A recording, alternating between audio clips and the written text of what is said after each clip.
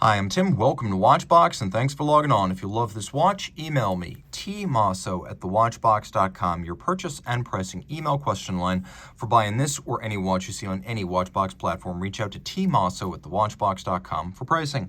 Today, we're discussing a model made from about 1997 to 2004, so a millennial reference and an offshoot of the Chronomat collection.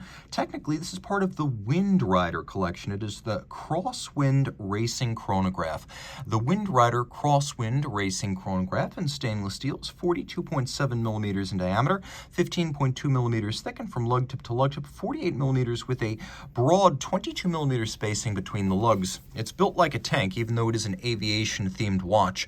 The timepiece wears nicely on my 16 centimeter circumference wrist. Being only 48 millimeters lug to lug means it's actually quite a bit shorter across the wrist than a conventional Chronomat from the same period. It's an easy watch to wear with super stubby and short lugs, and I could recommend it for a wrist as small as 15 centimeters circumference. Now, taking a look at the strap, it is remarkably thick. Breitling is generous with the calfskin leather.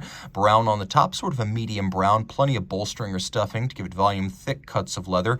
Calfskin on the bottom. You can see that there is no crimping, no gouging. This is a brand new Breitling factory strap. There's a nice contrasting aviator style stitch. A contrasting stitch on calfskin leather is very aviation-centric. We have a stainless steel buckle for securing the watch on your wrist, and then a case that's simple but strong.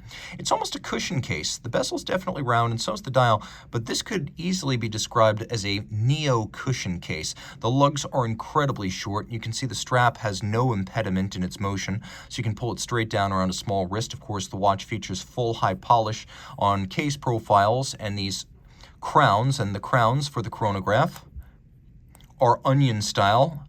The primary crown, however, is a screw-down onion. The thing about this profile, the onion-style pushers and crown, the rider tabs on the bezel that's unidirectional rotating rather than a bidirectional calculator, these are all changes that were effected right after the Schneider family took over Breitling.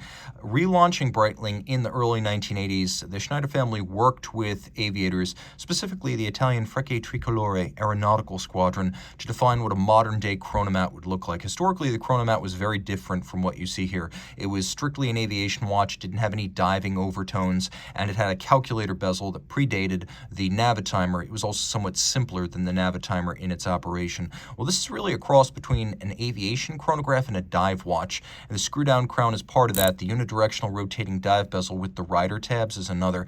The onion crown, the cushion-like case, the rider tabs, all of these became standard part of the Chronomat with the relaunch of the Breitling brand and the Chronomat mechanical chronograph in 1984. So we have a bezel that includes little bolts on the side. This is called a captive bezel. So the bezel is held to the case using these bolts, and they have to be removed to remove the bezel, so you can't knock it or snap it off like you can with an Omega tag or Rolex bezel. The little rider tabs stand proud of the bezel to make it easier to grip when your hands might be wet, sweaty, or gloved. You can see there's a contrast in finish, polished for the bolts, polished for the chimney, which is the flange adjacent to the crystal, polished for the case, and then the rest of the bezel is all satin finished. The watch features that little chimney flange. That's what that inboard polished ring is called. And you could see that the dial has a lovely steel metallic sunburst pattern that radiates out from the center. There's a tachymeter outboard, a flange that doubles as a scale for reading fractions of seconds with the chronograph and minutes of the day with the time-telling functions. We have a little Breitling winged logo. We have applied steel rhodium-plated indices and steel rhodium-plated hands. We'll do a quick loom shot right now. Just take a look at how that works. And you can see that the bezel pearl is luminescent. So being a unidirectional rotating bezel, it is dive style. And with a luminescent pearl, you can line it up with the minute hand. Now you can time two events concurrently. One with the chronograph, whose seconds hand is luminescent, and then one with the bezel, which counts up from 0 to 60. You can see that there are little sunken sub-registers, each with a polished chaptering, and then they have concentric patterns inboard.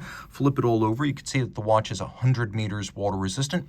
Inside the case, Breitling caliber 13, you know, A is steel, 13 is caliber 13, a value 7750 in chronometer spec. 3 means it is in fact chronometer spec. So it's 7750 in chronometer spec, unidirectional automatic winding, 42-hour power reserve, 25 joules, 8 beats per second. It has stop seconds and a quick set date. It has a cam oscillating pinion chronograph, and while they might look like screw downs, the chronograph pushers are not. They are simple pump pushers that you can access without having to screw them in or out. The combination of the cam with the oscillating pinion is a rare one. It's something uncommonly seen, and the only movements that generally use that combination are based on the 7750. Now, the nice thing about an oscillating pinion, it doesn't have the play in it that a traditional lateral clutch does. So if you just press and hold to start the chronograph, it generally starts without any jump or play. That's why a lot of haute horlogerie chronographs, specifically the FP Journe Chronograph Monopoussoir, they use the same oscillating pinion principle as the 7750. Reach out to Team Mosso at thewatchbox.com for purchase and pricing details of this Breitling Crosswind Racing Chronograph.